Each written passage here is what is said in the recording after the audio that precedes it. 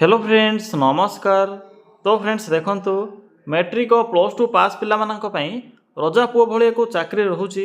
ओडिशा भितर पोस्टिंग रहिबो 19,000 रु 28,000 पर्यंत आपन को इथिरे स्टार्टिंग सैलरी देखा मिलिबो, जहाँकि एक बहुत भल सैलरी रहुची।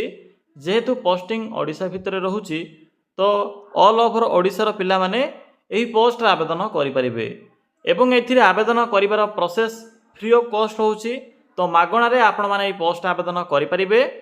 पिला माने आपण माने किपरि आवेदन करेंगे, क्यों डिपार्टमेंट अंडर रे पोस्टिंग रहिबो, फुल डिटेल्स मु आपण को आज वीडियो माध्यम रे जणाइबी। तो वीडियो को शेष पर्यंत देखि नेबे। जदि आपण माने प्रथम थर पई आम चैनल रे विजिट करूछंती तेबे एई भली नुआ नुआ सरकारी जॉब रो न्यूज़ पाइबा पई चैनल टी को सब्सक्राइब करी वीडियो को भी गोटे लाइक करि नियंतु। फ्रेंड्स देखंतु ए नोटिफिकेशन टी नालको तरफ आसी अछि, जहाँकि ओडिशा नालको तरफ नोटिफिकेशन टी रहुची। दामनजोड़ी एवं भुवनेश्वर अंडर रे पोस्टिंग रहिबो। ऑल ओवर ओडिशा पिला माने आवेदन करि परिबे। बोथ मेल और फीमेल मध्य पोस्ट आवेदन करि परिबे। परमानेंट पोस्ट रहिबो, ओडिशा भितर पोस्टिंग रहिबो। नेक्स्ट आसिला पोस्ट नेम। एथिरे तीन प्रकार पोस्ट होची। एथिरे मुख्यतः ऑफिस असिस्टेंट, अटेंडेंट या सहित कम्युनिटी मोबिलाइजर पोस्ट में ये वैकेंसी रहुची। तो आपण मैंने यही तीन प्रकार पोस्ट आवेदन करें। नेक्स्ट हूँ एजुकेशनल क्वालिफिकेशन। जदि आपण मैंने मैट्रिक प्लस टू कि प्लस टी कंप्लीट करते यही पोस्ट में आवेदन करें। जदि आपणकर क्वालिफिकेशन केवल मैट्रिक पास थी तेबे भी आपण मैंने पोस्ट आवेदन करें। नेक्स्ट हूँ सैलरी। देखि नियंतु जे क्यों पोस्ट में कौन सब सैलरी एथिरे रहिबो। जदि आपण माने ऑफिस असिस्टेंट पोस्ट आवेदन करिवे तेबे एथिपई 28,500 टंका स्टार्टिंग सैलरी रहुची। अटेंडेंट पोस्ट में रहउची 19,000 टंका एवं कम्युनिटी मोबिलाइजर पे रहउची 28,500 टंका स्टार्टिंग सैलरी। तो यही स्ट्रक्चर अनुसार आपण माने एथिरे मंथली बेसिस रे सैलरी पाई परिवे। नेक्स्ट आसला एप्लिकेशन फी। एथिरे आवेदन करिवार प्रोसेस फ्री रहउची। तो no application fee for all रहिबो। आपण माने एथिरे संपूर्ण रूपे मागणार आवेदन करि परिबे। जनरल ओबीसी एससी एसटी सबु कास्ट रो पिला मानक पई free of cost apply process रहिबो। नेक्स्ट होची एज लिमिट। एथिरे आवेदन करिवा पई मिनिमम एज लिमिट रहउची 18 वर्ष, मैक्सिमम रहउची 45 वर्ष। तो जो मानकर बयस 18 वर्ष कंप्लीट हो जाउथिबो से माने पोस्ट आवेदन करि परिबे। बाकी ओबीसी एससी एसटी और पीडब्ल्यूडी कैटेगरी पिला माने भी एथिरे एज रिलैक्सेशन पाई परिबे बा एक्स्ट्रा एज लिमिट रो सुविधा मध्य पाई परिबे। नेक्स्ट आसुची सिलेक्शन प्रोसेस। एथिरे इंटरव्यू रहउची। इंटरव्यू माध्यम में सिलेक्शन करा जिवो। मेरिट माध्यम रे मध्य रहिबो। एहा सहित डॉक्यूमेंट वेरिफिकेशन रहउची। तो एही प्रोसेस द्वारा आपण माने एथिरे सिलेक्शन पाई परिबे। नेक्स्ट होची इंपोर्टेंट डॉक्यूमेंट। तो देखंतो कोन सब डॉक्यूमेंट एथिरे मेंशन अछि। प्रथम तो रोचे ऑल क्वालिफिकेशन रो सर्टिफिकेट एवं तार मार्कशीट या सहित matric plus two photo. Next आसिला कास्ट सर्टिफिकेट, आईडी प्रूफ रे आधार कार्ड। तो पिला माने एही सब डॉक्यूमेंट आवश्यक पड़िबो जेते बेले आपण माने एथिरे आवेदन करिवे।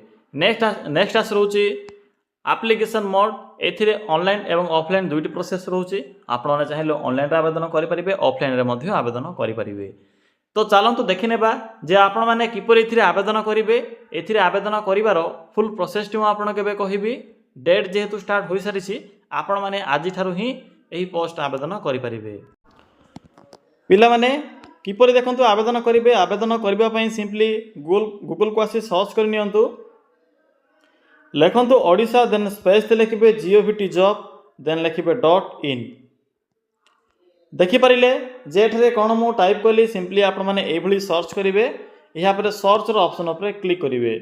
क्लिक कला परे एभली किछि शो हेबो। आपण केठरे ओडिशा जीओवीटी जॉब रो एही साइट शो हेबो।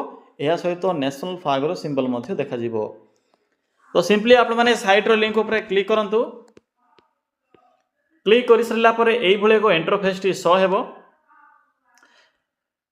तो पिला माने आपण केठरे को मैट्रिक पास जॉब रो ऑप्शन टी शो होतिबो। तो सिंपली आपण माने एही लिंक ऊपर क्लिक करंतु। मैट्रिक पास जॉब रो एही लिंक ऊपर क्लिक कला पर देखंतु नाल्को तरफ आसथिबा एही नुआ नोटिफिकेशन जहाँकि ऑफिस असिस्टेंट अटेंडेंट पोस्ट रो नोटिफिकेशन टी शो होथिबो सिंपली एठरे क्लिक करंतु क्लिक कला परे पोस्ट रो फुल डिटेल्स आपण माने चेक करि परिबे मु तो आपण को पूर्वरु कहि सारी छी 20 जुलाई 2026 पर्यंत डेट रहउची place of posting Odisha Koraput Damanjodi सहित भुवनेश्वर अंडर रे पोस्टिंग रहिबो दुईटी स्थान रे पोस्टिंग रहउची एबे देखंतु किपरि आवेदन करिवे शेषर आपन को एक इंपोर्टेंट लिंक सो हेबो पीडीएफ लिंक अछि सिंपली पीडीएफ लिंक ऊपर क्लिक करंतु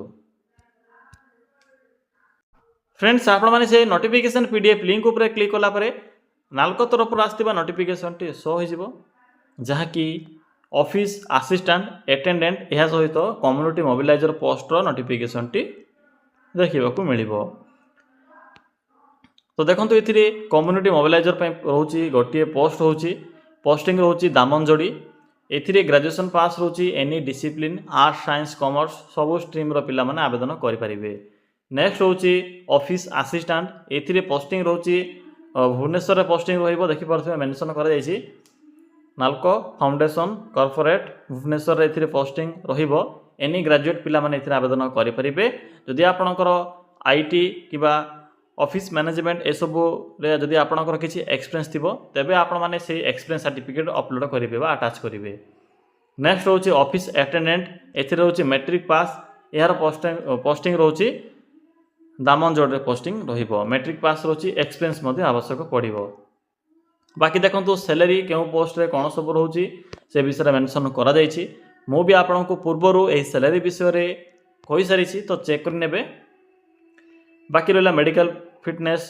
place of posting how to apply full details इधर मेंशन करा जायछि तो देखो अप्लाई करिया पई आपन को पीडीएफ शेष रे एको एप्लीकेशन फॉर्मेट देखिबा को मिलिबो सिंपली फॉर्मेट को प्रिंट काढी फोटो अटैच करिवे केउ पोस्ट आवेदन करबा को चाहउछन्ते मेंशन करिवे नेम फादर्स नेम एड्रेस आपनकर पर्सनल इन्फॉर्मेशन गुडी को फिल अप करिवे यहाँ पर डिक्लेरेशन रे सिग्नेचर डेट प्लेस ए सब लिखिबे लिखि सारिला पर देखंतु एको एड्रेस एथरे मेंशन करा जायछि सिंपली एई एड्रेस रे आपण माने फॉर्म टे को पठाई परिबे जहा कि स्पीड पोस्ट किबा रजिस्टर पोस्ट माध्यम रे आपण माने ए फॉर्म टे को पठाइबे तो देखंतु एठरे मध्ये मेंशन करा जायछि 20 जुलाई पूर्वरु एही जो एड्रेस अछि एही एड्रेस रे 20 जुलाई पूर्वरु फॉर्म टे को आपण माने पठाइबे तो यह थिला कंप्लीट इन्फॉर्मेशन जदि आपन को किछि भी डाउट लागुथिबो तबे आपण माने कमेंट सेक्शन में कमेंट करी जणाई परिबे।